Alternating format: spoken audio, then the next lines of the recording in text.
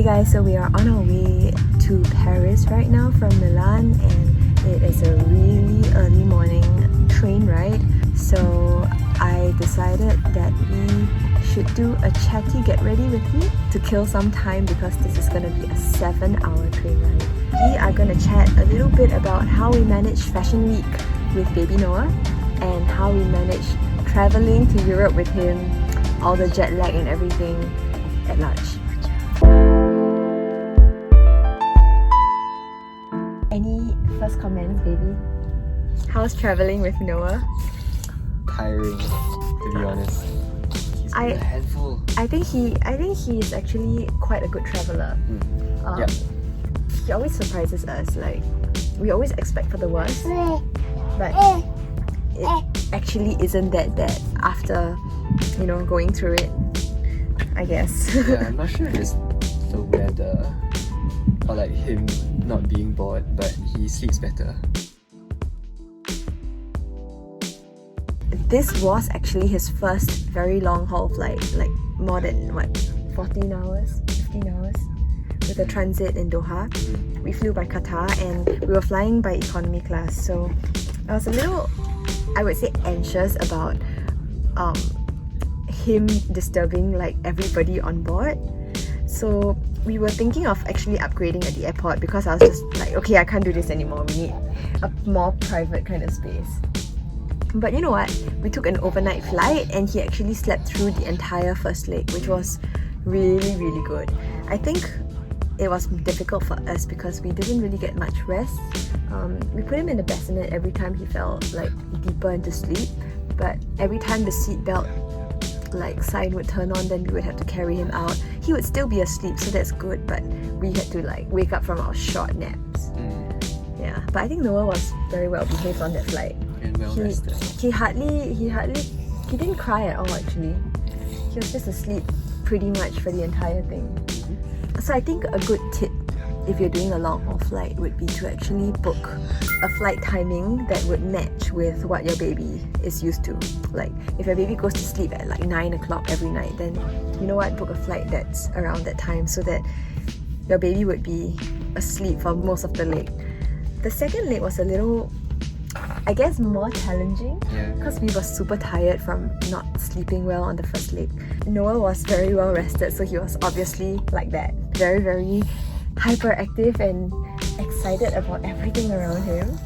But he was so cute, he was attracting so much attention because he was just smiling non-stop At everyone. Exactly. And how the seats are, I mean, we were sitting in the first row, but in between the seats there would be a little gap, so he was playing peekaboo with the people behind him, and he was having so much fun doing that people in the second row and the third row were just entertained by this baby.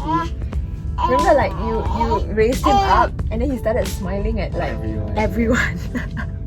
So he was quite a happy baby, and that was quite lucky for us, I guess. Life of the party. Yeah, it wasn't as bad as we thought, because we really just follow his cues. So when he's sleepy and when he's tired, then he just goes to bed. We just have it harder because we sleep less.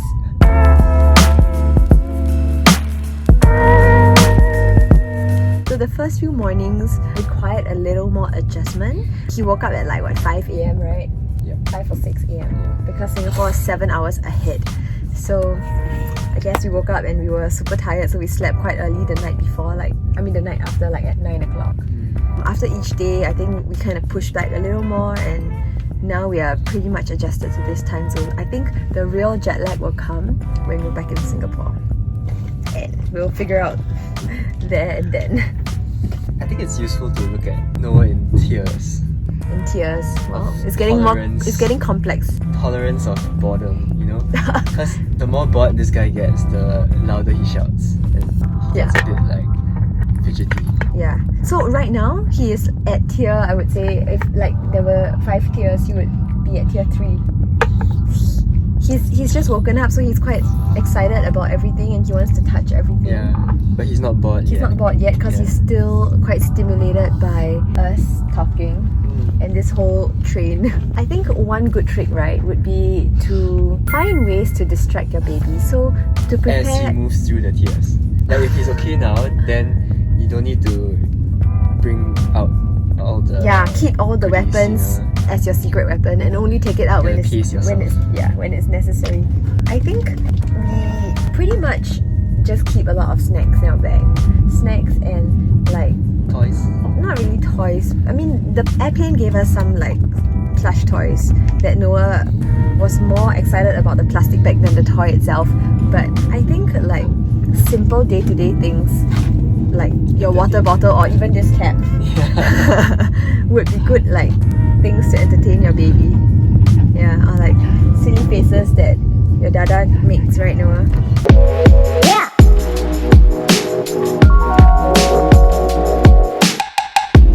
One important tip would be to pack light. I know I'm the worst person to say this because I'm obviously not a light packer and I'm here for fashion week, so we've got like a shit ton of like outfits and things. We're gonna pack as light as possible. That is really like the rule of thumb when traveling with a baby because you really don't want to carry... Not detachable. You really don't want to carry like anything extra if possible. So for us, on board, we just brought along his diaper bag, and in his diaper bag included like everything we possibly need, from his diapers to a packet of food, to his rice cereal, to a bottle of water, which you can actually bring on board for babies. So much of antibacterial wipes. I brought like 2 packets, one just to sanitize like the entire seat and airplane area and basically any surface that Noah would touch. And of course hand sanitizers. And this, we actually, I don't know if you can see it, but this is the EA mask. What is the EA mask? It like releases... that releases, I think, chlorine dioxide, which kills CO2. viruses. Yeah. So it's kind of like a makeshift air purifier. It's hard to wear a mask on a baby, so I think this is the next best alternative. Yeah, and it lasts for 1 month. Yeah, so it's great. We just basically clip it onto him like throughout the entire trip, and it also kind of removes like any bad smells. So when you eat in restaurants that are, I wouldn't say smelly, but you know, with those smoky, or when he's like around people that are smoking, this would really help.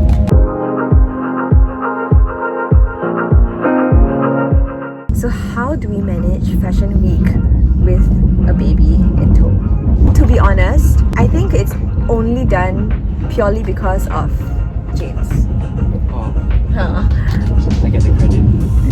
Yeah, and of course my extra pair of hands, Rian. Like any help is good help, you know, like just an extra pair of hands like makes all the difference, because going around from place to place with like my outfits, my equipment and all that on top of a baby and his diaper bag is quite a, I would say, challenging feat.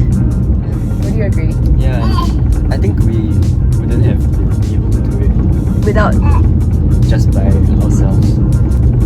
And actually James like found his secret weapon, which is the baby carrier.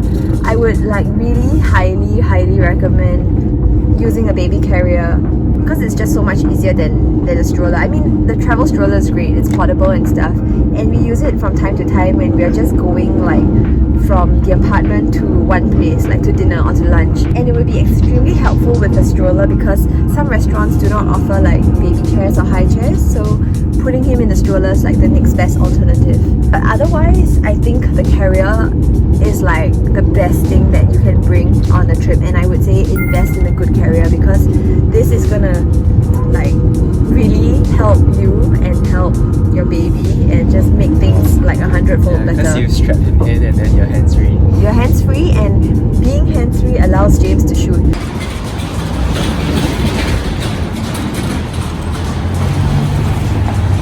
So he's actually... He's moved on to tier 4. Now he wants mama. Yeah, he wants mama. Yeah? You're not okay? Mama is doing a video. Mama is doing my makeup, darling. Look at this, Nauticus. Nauticus. I call him Nauticus when he's naughty. And that's when he has this naughty face. Yeah, so another tip is to understand the baby cues. Like babies are generally, I would say, better when moving around. Especially for us, I've noticed that when we are like really rushing from place to place and it gets really busy, I think Noah senses that we're in a hurry, and he knows that like, you know, shit gets real, we need to get from place to place, and he actually behaves somehow. That or he's just like... Or he's stimulated or entertained by us. He's entertained by the Exactly. But when we're like sitting down, or when we're back in the apartment and trying to back up clips and trying to work, oh my gosh, that's when it's the hardest, because he would just be like that, trying to touch every single thing, wanting to crawl on his own. And we're basically like one man down. Yes, because one person has to just attend to him. And somehow he does not want to be in a carrier when he's back at home. And he knows it.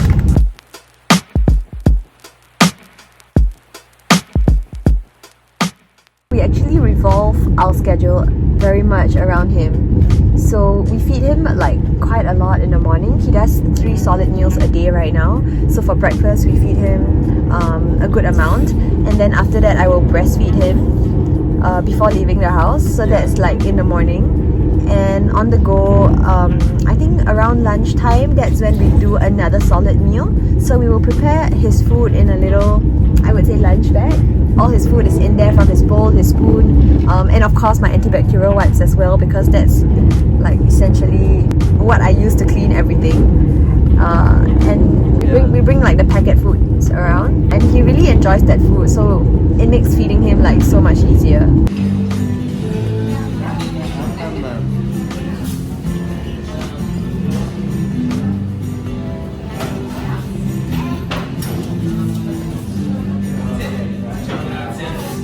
And it's helpful that he eats when we eat. Yes, so our meal times kind of align, and I think that big meal can kind of last him through the day, or at least for the next 3 to 4 hours, which is pretty good.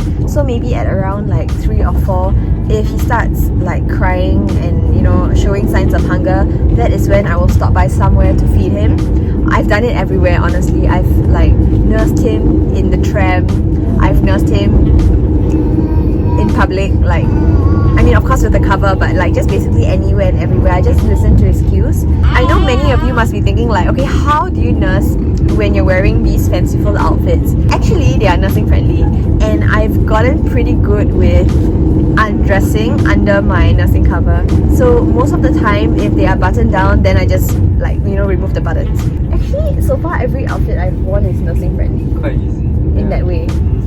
And I know for sure if I'm not wearing something nursing friendly, I would make sure that I'm back in the apartment within 2 to 3 hours, just so that I can feed him, or in case he gets hungry.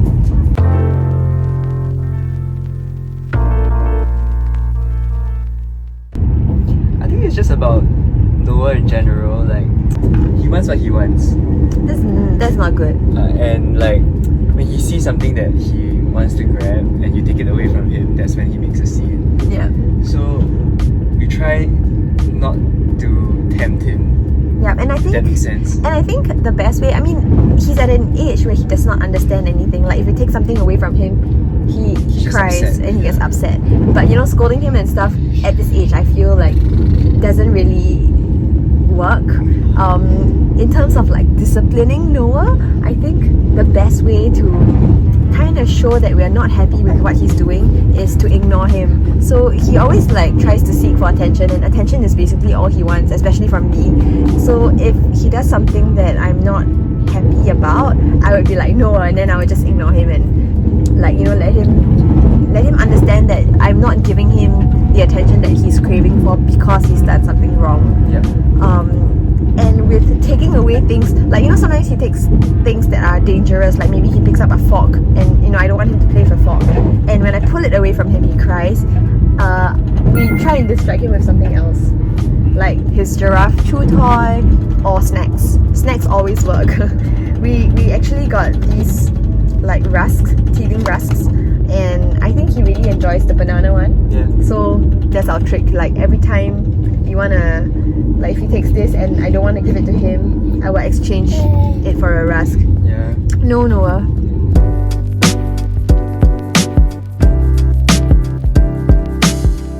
To be honest, I really enjoy traveling with Noah because family time means a lot to me, and I just feel really nice and happy that, you know, like we can all be together in one place, and that I don't actually have to forgo being a mom to pursuing my dreams or to going for Fashion Week for that matter. I think Noah's enjoyed Fashion Week so far. I think he has, and Noah really enjoys meeting people. So at every event he goes to, he meets new people, and he's just super happy, like seeing them, especially when he's in a good mood. Actually, I haven't brought him for any shows. Yeah, just presentations, right? Yeah, because I'm just really scared that he starts crying midway, and that's really not good. Yeah, that's when he starts shouting because he's bored. Yep. So now we can prepare the next distraction or form of entertainment. Yeah. So this cycle will go on until he gets tired, and And he before wants to he eat. gets tired, he'll get hungry. Exactly. So we'll feed him. Oh, you must be sleepy, darling. Oh, another good trick if you don't have the hands to grab the next form of entertainment is to, I guess, sing to your baby. Oh yeah, he sings. I sing to him all the time, and he sleeps. It's like my little magic trick. Right. All right, Mama sang you to sleep just now. Oh, he wants me to carry now. Let's carry it. He wants a song. What do you want? You wanna look at the view? You wanna look at the view? See? We're going to Paris. So that's all I have to share with you guys. I don't know if I answered any of the questions that you may have asked me, but in case I didn't, and if I missed out anything, and if you have anything more to ask, comment in the comment section below, and I will